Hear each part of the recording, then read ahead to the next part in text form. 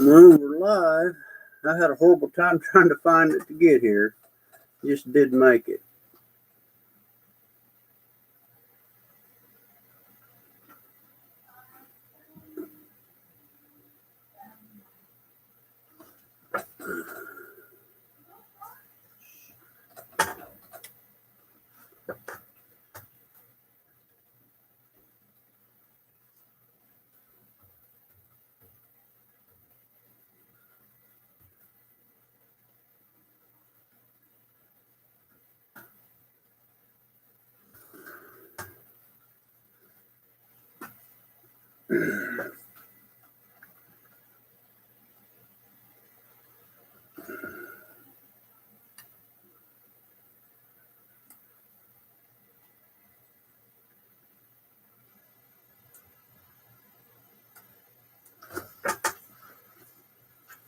Waiting for somebody to get on here.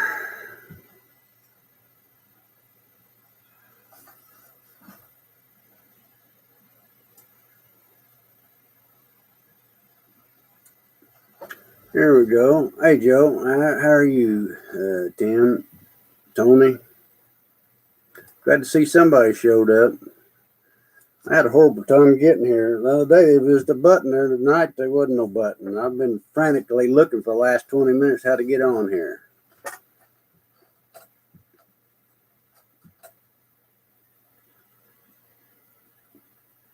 Getting a few on there. I think if you guys got you can type a question over there, and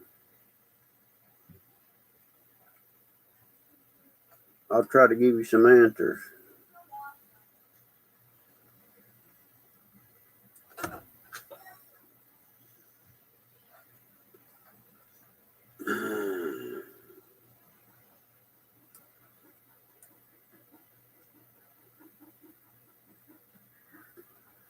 Todd wanted to know if I was going to treat with oxalic acid through the winter. I did treat on the 27th, I think. I had a decent day, and I treated with OA. That'll be the last time this spring, sometime in March.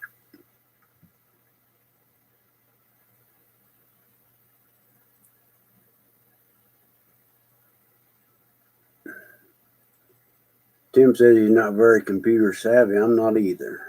Like I say, I had a horrible time getting on here.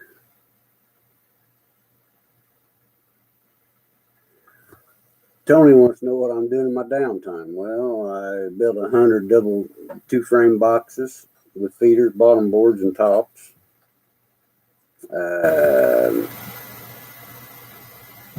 Been working on about 1,200 3-hole queen cages.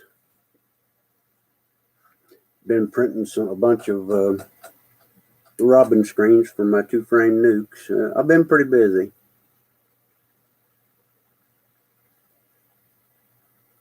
I said, how you doing, Al? I see you're on there. I'm new at this YouTube Live, Al. We'll just have to kind of muddle through it.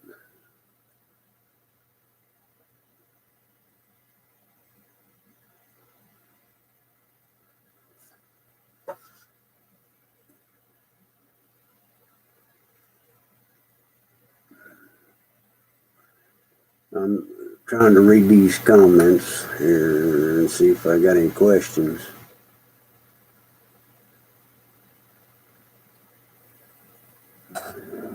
Tim wants to know how often I go down to work with Don. Not very often. I'm so busy. I really don't have the time to go down there.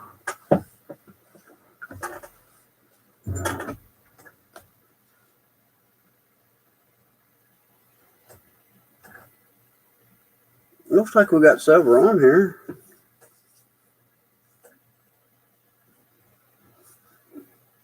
Actually, today I made some sugar water up today, real thick sugar, so probably 2.5 to 1, and because it's going to warm up here. Oh, starting tomorrow. If that sun shines any at all, the bees will be out, and I don't want them. A lot of people say don't feed in the wintertime. The way I look at that, there's nothing out there for them. So I've got winter bees in there right now. And these warm spells, they're just going out there and they'll fly and wear their cells out. So I might as well give them something close to find and keep them busy. Give them a little extra stores. Try to make it really thick so they don't have much moisture in the hive.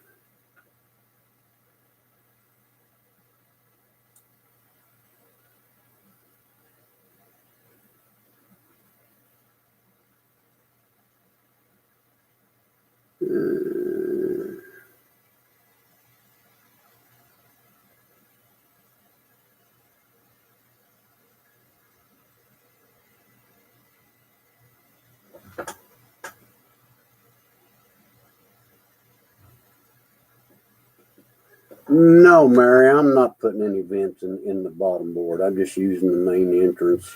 I had actually wasn't vents in the bottom board. I used to put that hive beetle trap in there, and I found that the CD cases work is better than messing with doing all that work on the bottom board.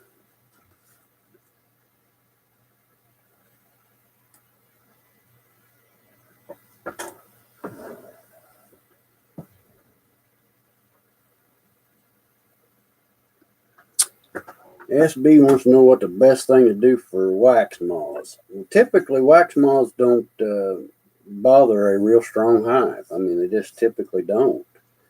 Wax moths usually come in after a hive has been sick, and the hive beetles come in there, and they're the last thing to take over. To keep numbers down on the wax moth, I run bug lights. I run 2 in the yard, and it kills millions and millions of them wax moths a year. So I don't really have any trouble with the wax moths.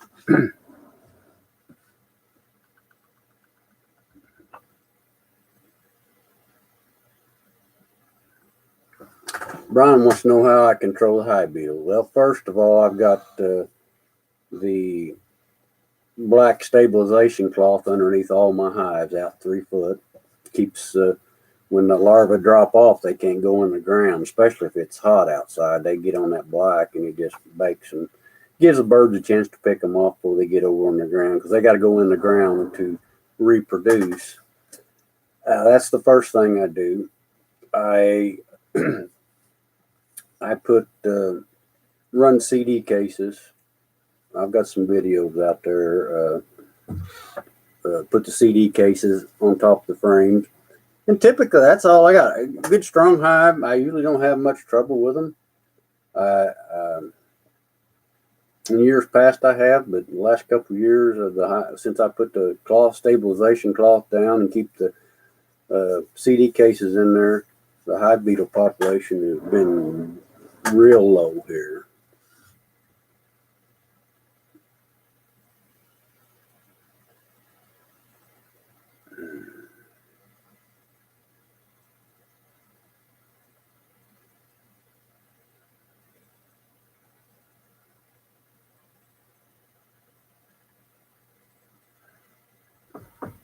Tom says he's going to start a sideliner business and wants to know whether to buy packages or nukes.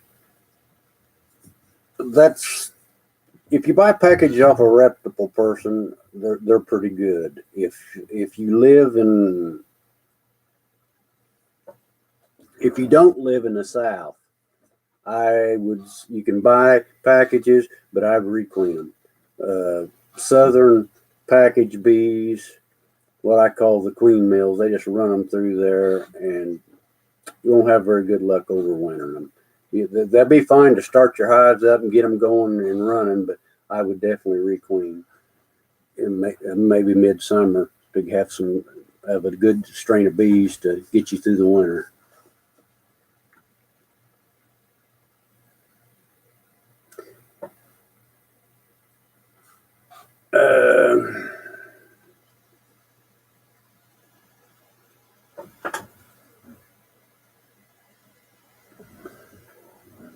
He wants to know how many you should buy. I recommend going into even the sideliner business slow because you can run into a lot of headaches. It's a lot different running 4 or 5 hives, and when you get to that 20 mark, that seems to be the magic number. And when you get to 20, you have to supply all the bees everything they need, the food, pollen, because there's after 20 hives, and they only fly out roughly a 1.5 mile radius to get stuff, and they'll deplete the sources out there. So you got to feed them everything. That's one thing. Then when you get up to 50, there's a few more learning curves. I would go into it slow. It takes a while to get your feet wet, learn how to graft, learn how to make your own queens, and sell a few along the line. I mean, you can be profitable the first year in bees. You got one hive out there, and you make a split off of it and sell a nuke. You're profitable, but that's a far cry from making a living. It takes roughly 5 years probably to get your clientele built up, get your bees built up where you got plenty of inventory, and get all your boxes built. This is going on my 5th year being commercial, and I've been building boxes for these last 4 years, and finally, I think I'm done building. I've got roughly 200 full-size hives, double stack, and then I've got 460 two-frame mating boxes. So I think that I'm done on the building side. So I hope that just do nothing but beekeeping this year. Things will be a little easier.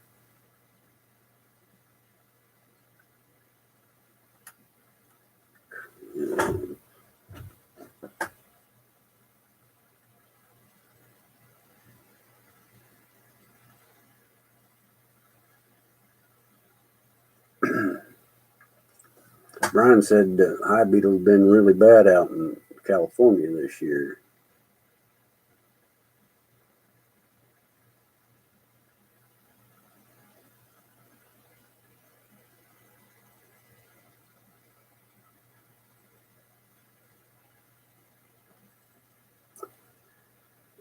Brian wants to know how fast the hive beetle population goes up in the spring. It doesn't really take off early in the spring. You usually won't start seeing much hive beetles to late June in that time frame. That's why in the early spring you can get by with making splits and putting, say you want to make a 2-frame split with bees on it, you can put 3 frames of draw comb in there early spring and get by with it. If you do that same thing in the summertime, the hive beetles will move into the vacant comb and you won't catch them, and they'll start laying, and then they'll just, one day you go out there and they're just maggots everywhere and they just take over. They can lay, I don't know how many eggs they can lay, but they can lay a lot of eggs and they can take over quick. There's barnyard bees on here. It's the first time for this, David. We're trying things out a little bit.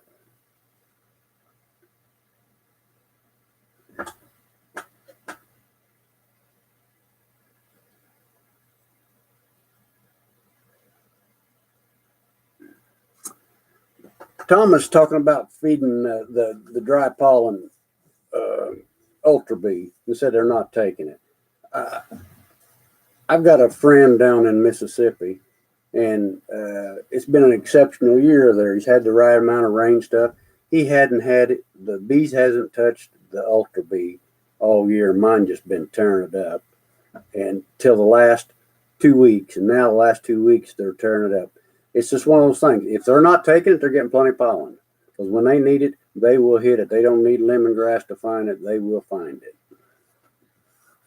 Guarantee that.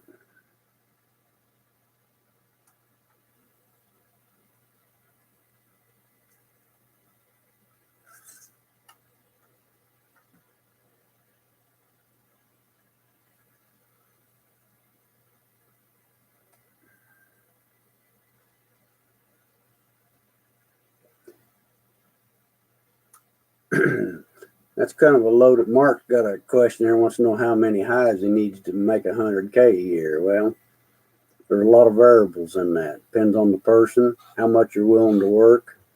You need to, let's put it this way, you need to have a couple hundred hives at least. You've got to sell 100 nukes at least and 1,000 queens. And you're talking, you get all that done, you're talking about working, if you're doing it by yourself, 10, 12 hours a day, 7 days a week.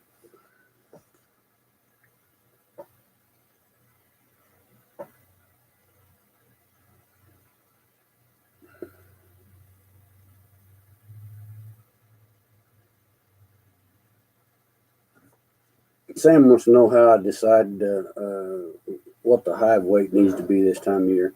I really don't worry too much about it. I go out there, I fed them all year. They've got a lot of honey on them, plenty of pollen.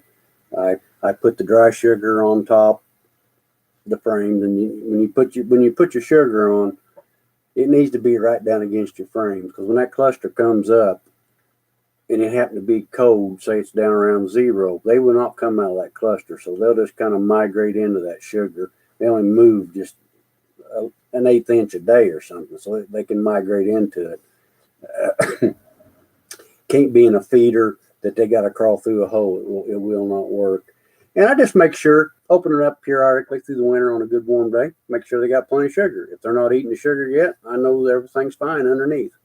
So that's how I kind of judge that.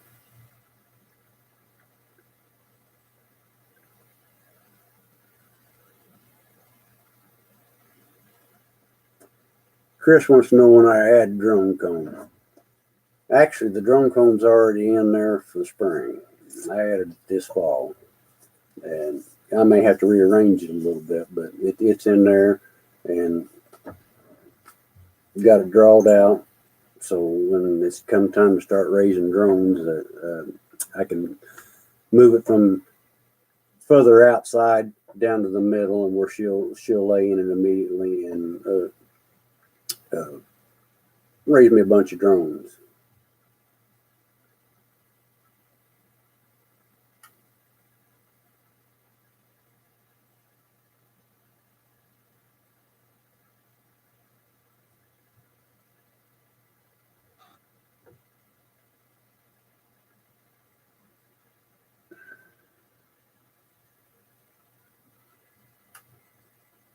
I'm trying to keep up the reading, guys.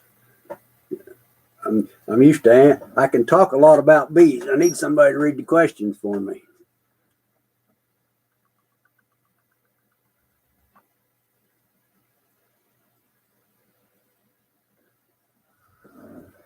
Tim wants to know about the mite mauler strain. The mite maulers comes from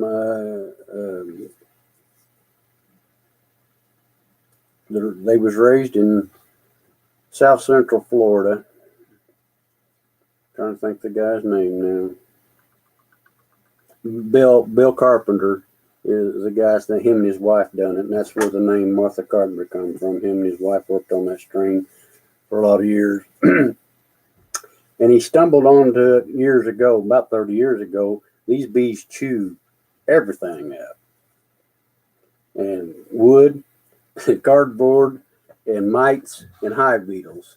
And I've only been running them about a year. So far, the results look pretty good on them. They build up well. They didn't have a mite load. They chewed the hive beetles up, which I thought was great. I haven't had them long enough to know how they'll winter. That's still out. I'll know more about it in the spring, how well they winter in the northern climates. Now, in the south, I thought you wouldn't have a problem with them wintering.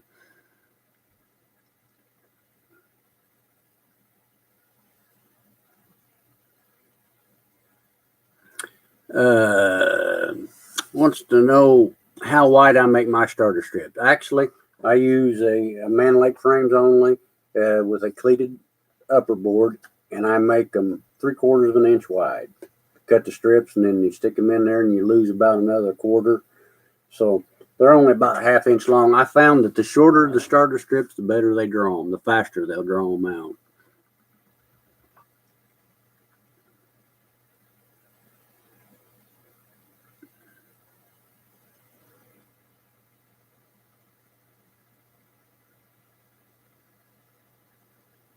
Carol wants to know if I got the sugar on top, if I'm open feeding outside. Yeah, yes I am. It's probably 2.5. It's almost so thick that you can't keep it mixed up. And I've just got it open feed out there, just give them something to do, and that way I'm not wearing a bunch of bees out flying a mile every, just for searching for food. How often do I split during the spring? If I got bees, I split every day. That's the difference in most backyard. I've got the one frame split pretty well perfected. Takes some specialized equipment, and it works really good. Barnyard does a lot of one frame splits, and I take a good strong double deep 8 frame and make 15 splits out of that box. So I split pretty hard and quite often.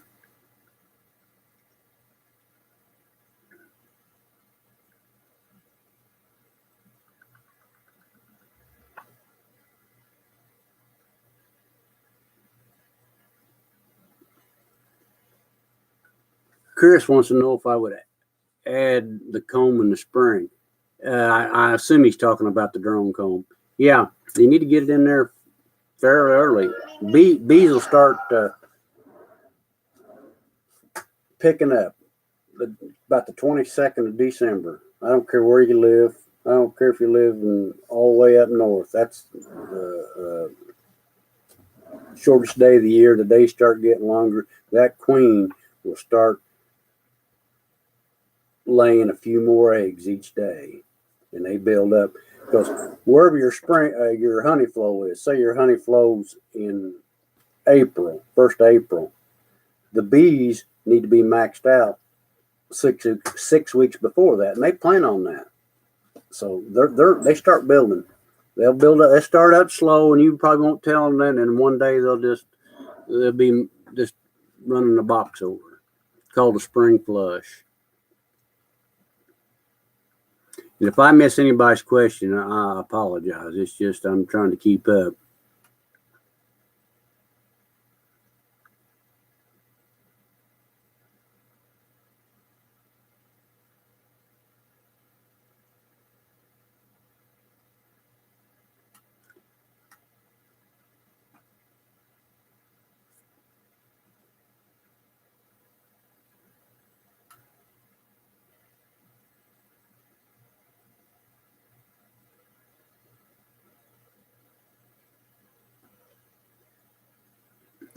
Sam said he used starter strips and drew a lot of drone comb. I've had people talk about that. I've never had that problem. Typically, they make all worker cells. If you keep the starter strips, once you've got a box starting and going, you want to add some starter strips. Pull a frame out of the middle if the weather is warm enough to do it. You don't want to separate the brood boxes early in the spring, but pull a frame out in the middle of the brood chamber. Move it towards the outside and put that starter strip right in there. And that's right in the middle, and they're going to lay eggs there. So they should draw worker cells out of it. Now, if you get starter strips out further to the outside, they just use it for honey. They'll draw what do you say, draw bigger cells and put honey in it. So yeah, sometimes they do on the outside. I keep mine rotated. They get one started out and 3/4 drawed. I'll move it out a little bit and stick another one in there. A lot of times I've used hives just to continuously draw wax because they want to draw wax in the spring really well. Feed them good, and they're drawing wax for my splits all the time.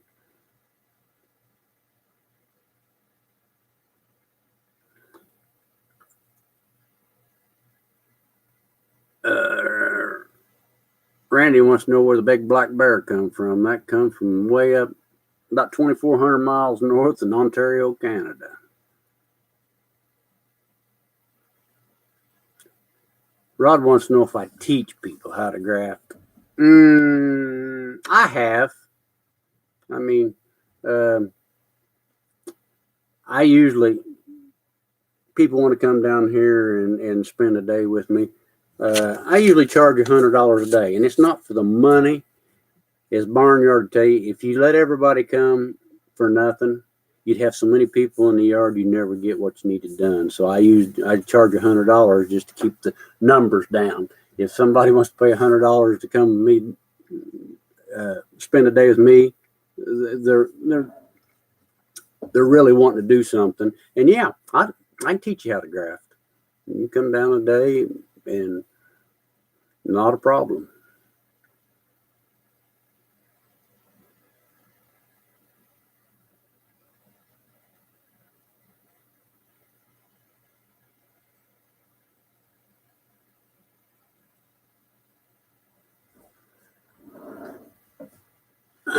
Lehman bee farm, when grafting, after the cells are going and you put them in a queen right hive, why don't the bees tear them down?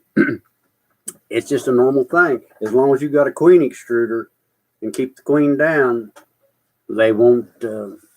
It's like a supersede cell. It's natural to have queen cells in a hive. They're just think they're superseding the queen. Personally, that's what I think, and they just take care of them. You can actually graft one day, and once the cells are started and they've got a wax ring down there, 1/4 to 3/8 of an inch, you can actually put them in a queen right hive above the queen extruder and pull you a couple frames of brood up there, open brood, for young bees to get your bees up there around the cells, and they'll finish them out just fine.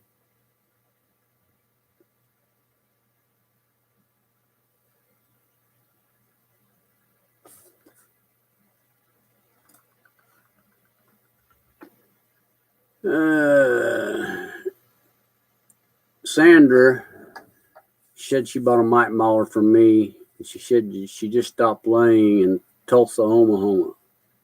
I affectionately name her May.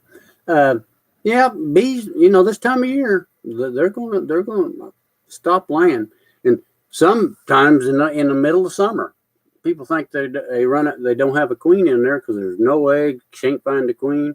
If there's a big dearth on, there's no food for them. That queen will absolutely quit laying.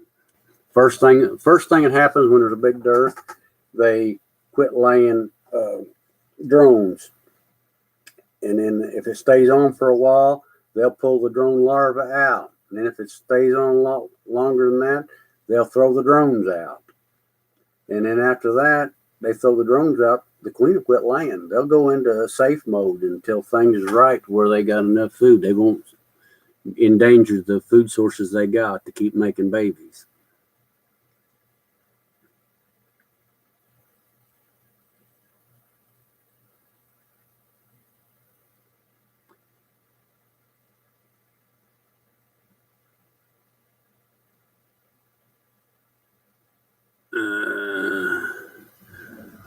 Mocarp asked a question. It says, if a queen leaves to mate and comes back unmated, what happens next?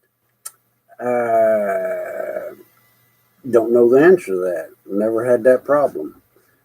When they come back, they're always mated, and a lot of times they don't come back, but they've always been mated when they come back. So I don't know.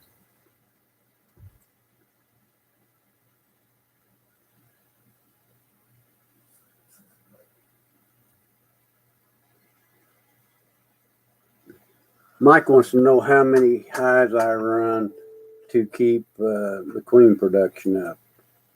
I run 400. I got this next year. I'm going to try to run 460 mating nukes, and I run anywhere from 150 to 200 big hives. It's support hives for the mating, the whole yard.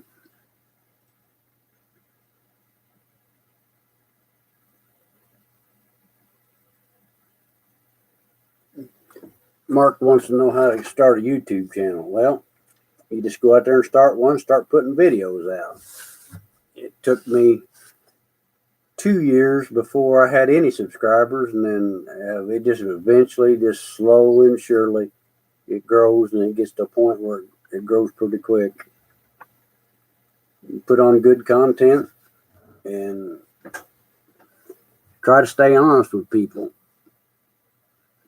These when you make these videos, a lot of people it's been used to the old time ways to tell a few Wendy's, and they never come back to haunt them. But when you're making videos, you tell something that's not true, and then they'll catch you on it. You just be honest with people.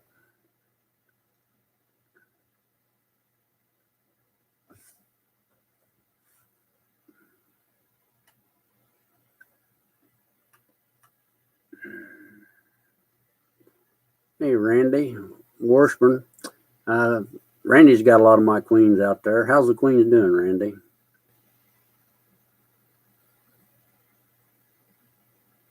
Randy wants to know if I've ever used package bees to draw queen cells. In past years, I have. I don't recommend the genetics in a package to make queens out of. Now, if you want to make splits out of them, and then you want to raise some queens out of a known bloodline or get you some queens, it's all right to start packages with them, but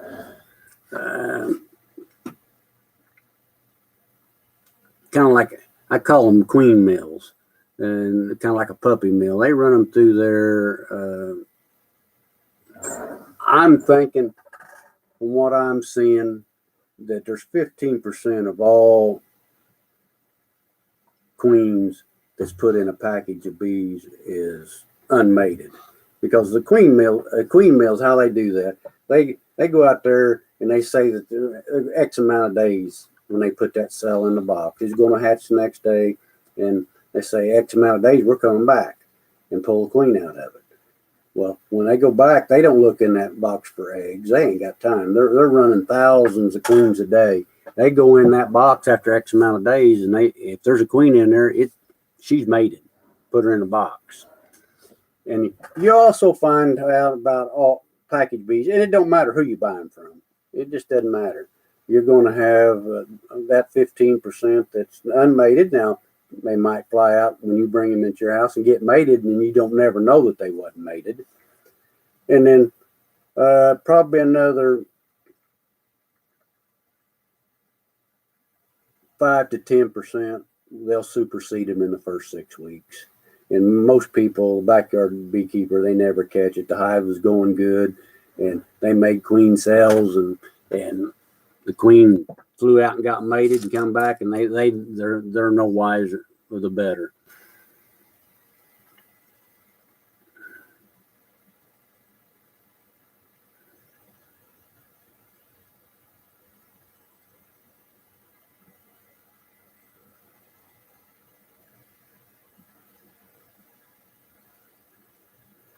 Yeah. Sam wants to know how many hives is too many for making honey in one spot. Hives. I think when you get up around that 20 hives in one location, Mark, you get about the max amount of production that you can get out of honey, and it's going to start deteriorating, going the other way if you get over 20 in one place.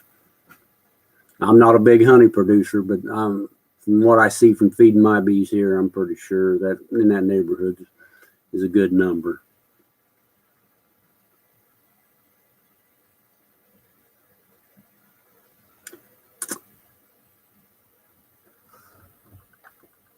The country farmstead wants to know what signs I use to start making queens. Well, here where I live in South Central Indiana, it's time to make queens when the apple trees bloom. It just works out good for me. Now, don't say that if it don't turn warmer, I won't try to push the monkey a little bit and try to get some queens out there early. But the main thing you got to have is drones. and as long they produce, that's what dictates when you can start making queens. You can start grafting queens when you got drones. When they're capped in there, you pull a couple of them. If you got drones in the purple eyed stage, you can start grafting. You'll have plenty of drones to make your queens.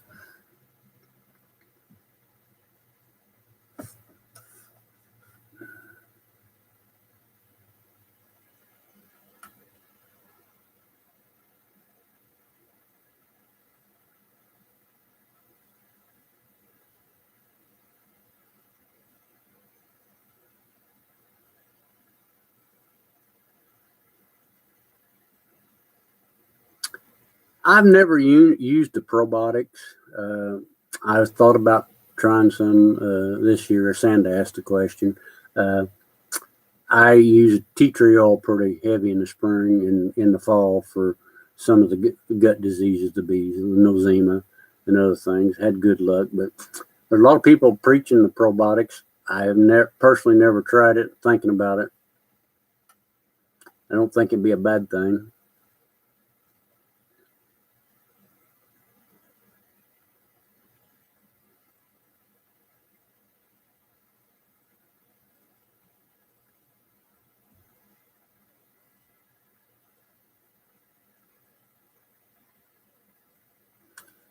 SB wants to know about the pheromone strips. Well, I started playing with them when I watched the video from up in Canada. I forget the name of the university up there, and they used them. The queen pheromones I like a lot. Do I know all there is to know about them? No, not yet, but I'm working on it. I make a split and I put a pheromone strip in there, and I found that I cut them in quarters because they're kind of expensive. I cut them in fourths; they work just fine. I put them in there and cage them up, and it keeps the bees calm down. They think they've got a queen, so they don't overheat in the split. When I got them pinned up, I pin them up that day that I make the split, all the next day, and then that night I go out and turn all my splits loose in the dark. And people say, well, why you do that? Well, when you turn a split loose, it's been pinned up 2 days out in the daylight, they just fly everywhere. When you turn them loose at night, they all run out of that hive and they come up on the front of the box and meander around, go to the bathroom and go back in the box. I retain a lot more bees that way. The next day, I'll let them fly till about noon with the pheromone strip still in there. And then I'll pull it out about noon. And then about 2-3 o'clock that afternoon, I will introduce a queen cell, virgin, or mated queen, whatever I'm doing them with. And it seems to work really well. Holds a lot more bees. Your splits stay a lot stronger.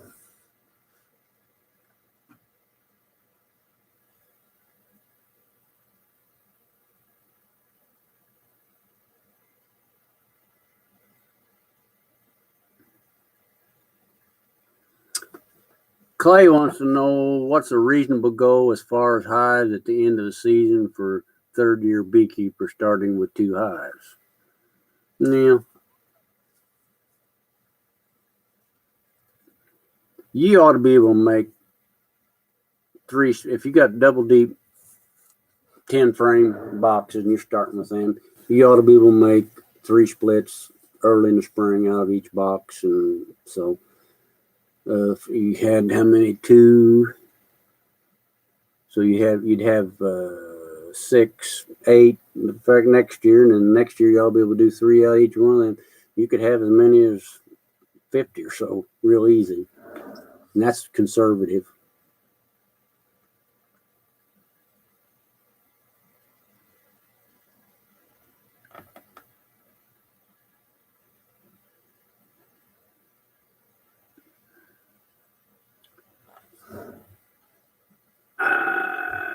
Terry wants to know how early I start selling hives, I think.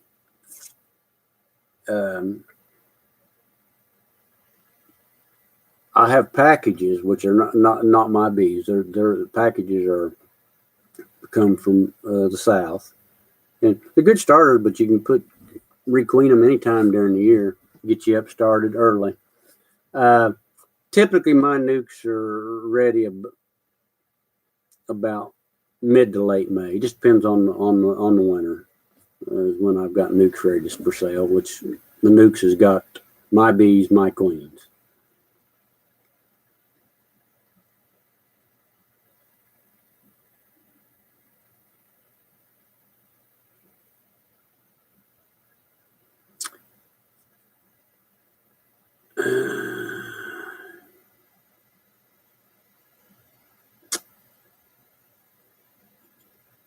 This guy wants to know, he done a cutout. He lives in the south. What's the best way to keep him surviving the winter?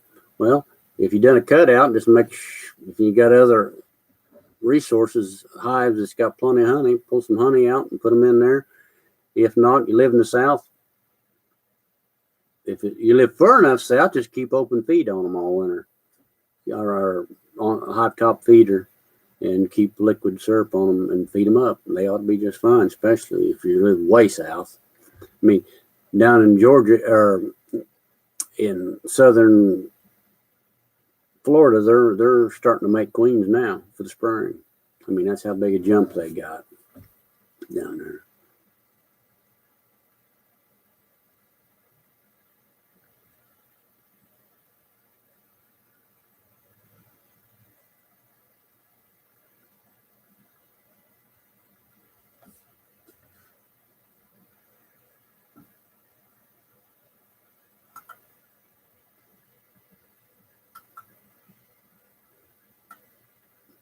Oh, back Clay was the one that asked the question about how many hives. One is a double, one's a single. You know, you ought to make a couple splits out of each one of them if they're good and strong a year. Easy enough. That's plenty easy doing.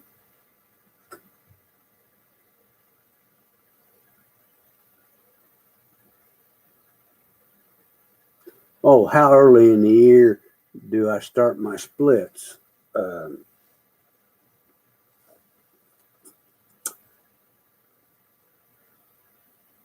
Typically sometime in April here. It just depends on the weather. You got to make sure the nights are getting up there, staying at least in the mid 40s, keep enough bees, because I like to make a split with a full frame of bees and the full frame of cap brood with the bees on it, and a frame of honey. And it's got to be where they can stay warm enough where they don't get chilled brood. But I make them in a 2-frame box, so it takes a lot less bees. It takes a lot less bees to keep a 2-frame box heated as it does a 5, 8, or 10 frame. So the smaller your box you got in the spring, the warmer they can keep it, the earlier you make your splits.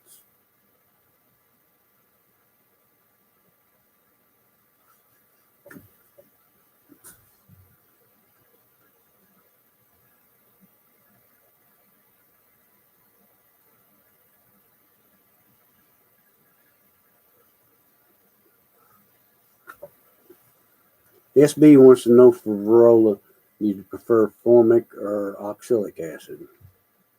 Well, they've all got their advantages.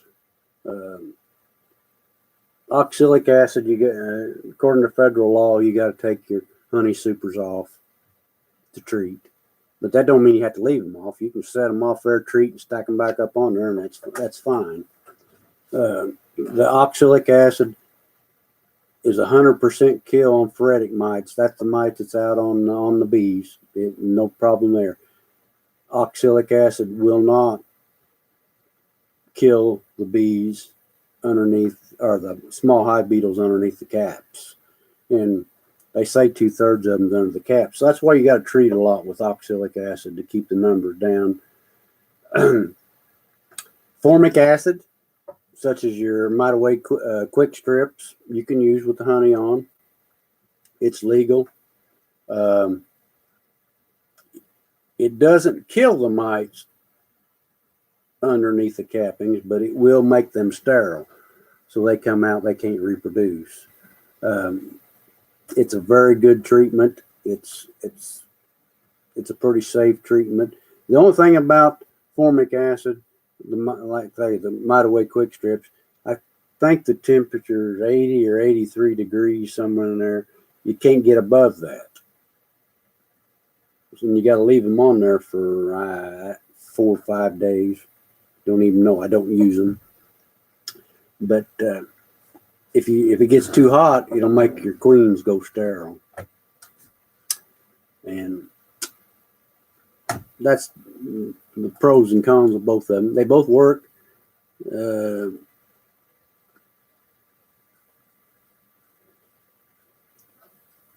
Once you get your honey pulled, you could put Mitaway formic acid on them, and then that does a real good job about knocking them down. Your mites usually at the highest level in late August, and get them knocked down. And then late, like it was last week, oxalic acid when they've not got much brood in there, so everything is sporadic mites, and it gives them a pretty clean bill of health going into spring.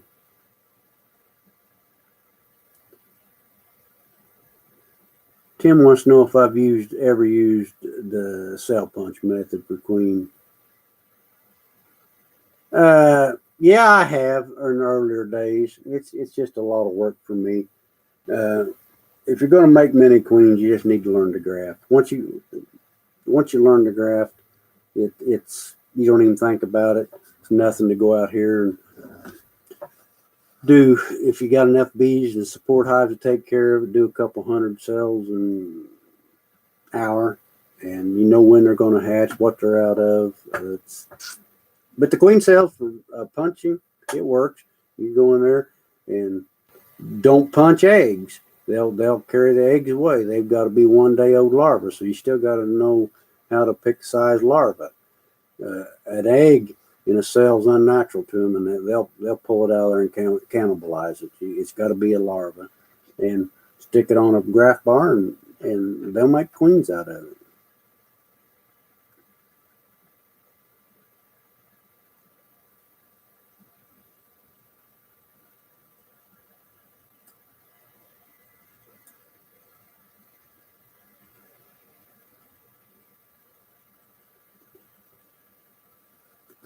Lemon Bee Farm wants to know what I do to winterize my hives.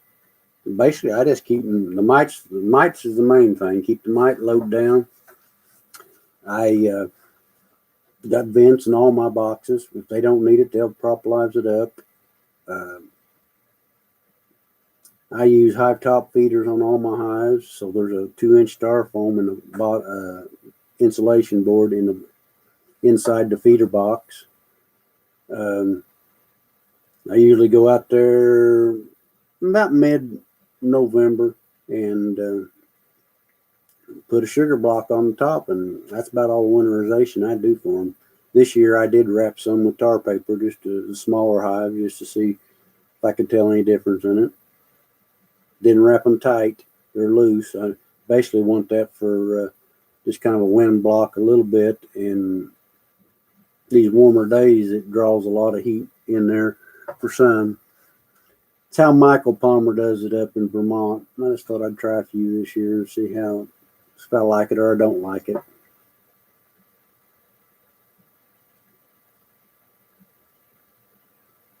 Tim wants to know where I get my top feeders for my nukes. Everything in the yard I built. Boxes, high feeders, bottom boards, tops. I build everything.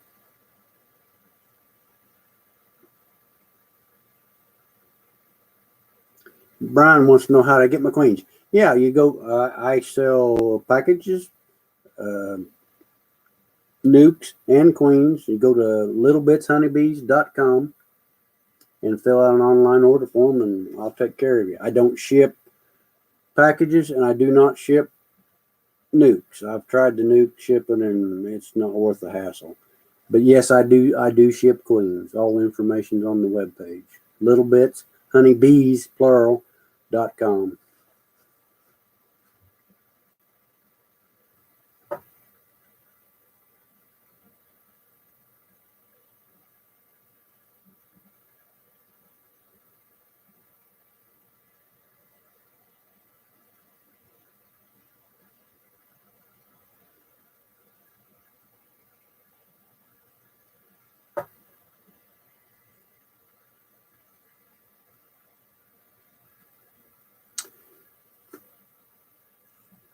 Stealth Mountain wants to know what I use for queen candy in my queen cages. I use powdered sugar and Karo syrup, and you mix and you mix and you mix till you're tired of mixing, and it's so stiff.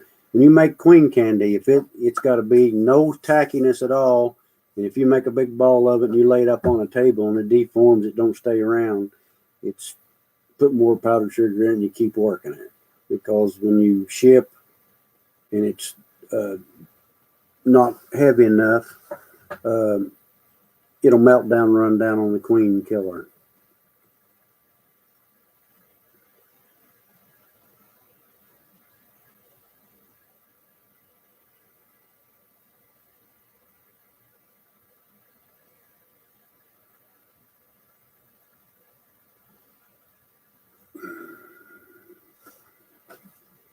Mike wants to know what the best bait is. I'm going to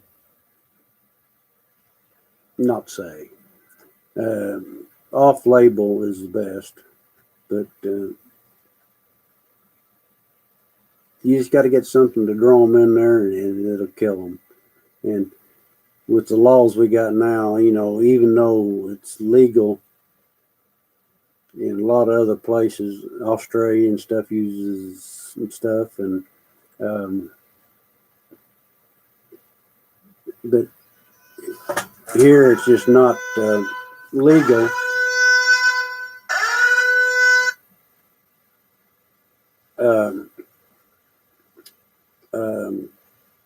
If it's not labeled for if it's not labeled for killing small hive beetles, you can't use it. It makes you in violation of state law and federal law. So be careful. Not that it's not safe to put in the hives, some of the stuff. It's just it's not off of the label, so it puts you against the label.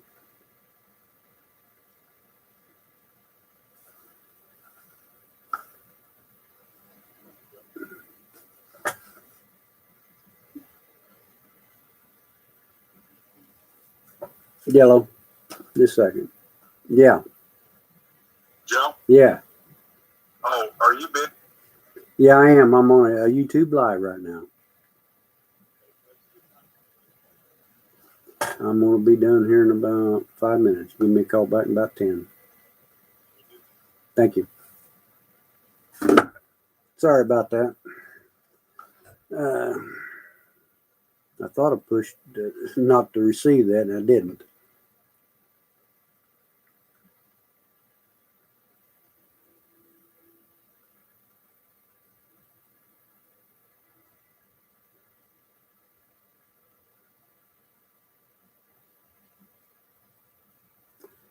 Ryan said he's getting these new hives in April. Wants to know if he ought to requeen in July for winter bees. Yeah, if you're buying packages and starting from the packages, I would strongly suggest that you requeen midsummer, and that way they can get built up and have the good winter bees in there. If you're buying nukes, I wouldn't. They should be local nukes, and you ought to be all right. I wouldn't requeen at all if you're buying nukes. That's the advantage of buying a nuke over a package. A lot of advantage. A package, you got 3 pounds of bees and a queen. That queen is not, them bees are not hers. When they may accept her and they may not accept her. When she comes out of there, she may not like the box. I've seen them stay in there with the queen for 3 days, and when she comes out, she don't like the box, and she flies out, and they all go with her. You lose them. And on a nuke, that's all her bees. They're running around in there. And if you buy a nuke, don't accept a nuke that it's got a cage queen in it. That's something they throw together. You want to go in there and see your queen running around on the frames. That is her bees. That's the queen that belongs there. And if you buy a nuke, you got 6 weeks. That hive 6 weeks ahead of a package. Just give you a quicker, earlier start in the spring. The package, my packages this year are $135, and my nukes are $185. For $50, you gain 6 weeks, and you don't have to worry about flying out there and not accepting the queen. So it's pretty cheap, $50.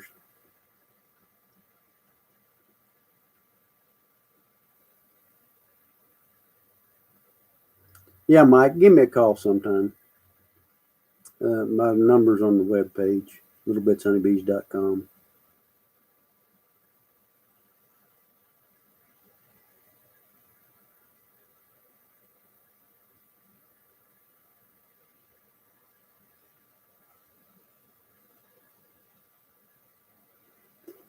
SB wants to know if I mix my essential oils, feed it all summer. No, typically I feed it early in the spring to splits and stuff and get them going. And then through the main part of the summer, I don't feed essential oils too much, or just don't do it. And then I'll feed them again heavy, the tea tree oil treatments in the fall with essential oils. Get their stomachs ready for winter.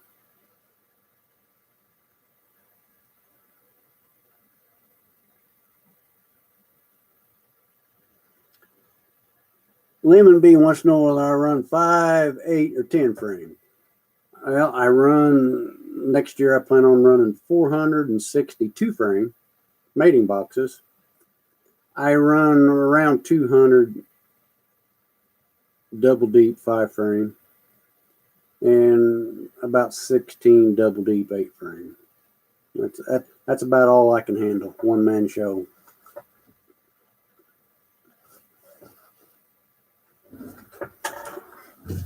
Guys, I appreciate you guys all coming. This worked out better than I thought it would.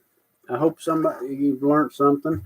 Maybe I know how to get on here better next time. I was just about late getting on here and didn't understand how to do it. So if you guys subscribe to the channel, most of you do, but we'll have to do it again sometime this winter. Kind of break down the monotony. I love talking about bees. I can talk about bees all night long. And try to make a few more videos this winter. I had a guy wants to know a bunch about drones. I'll have to put a thing together on drones. Drones is a different animal all by itself. And a lot of interesting facts that probably a lot of people don't know about drones. And we'll try to do it. You guys all take care. You have a good weekend. Bye.